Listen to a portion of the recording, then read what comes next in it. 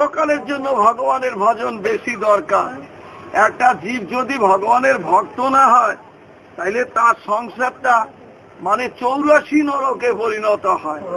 ভক্ত যেখানে ভগবান সেইখানে। আপনি আপনার ঘরের ভিতরে বৃন্দাবন তৈরি করতে পারেন আর আপনার ভিতরে নরককুণ্ড তৈরি করতে পারেন। মানে বৃন্দাবন তৈরি করতে হলে আপনার নিজেকে ভক্ত হইতে হবে।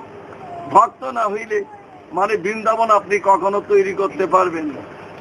ভগবানের ভক্ত মানে যখন হয় মানে তখন সেইখানে ভগবান মানে সবসময়ের জন্য অবস্থান করেন। ভক্তের সান্নিধ্যে ভগবান সবসময় থাকেন। এখন দেখুন ভগবানের ভজনে সবাই অধিকার আছে। সবাই ভগবানকে ভজন করতে পারে। মিথ্যাবাদীও ভগবানকে ভজন করতে পারে, চোরেও ভগবানকে ভজন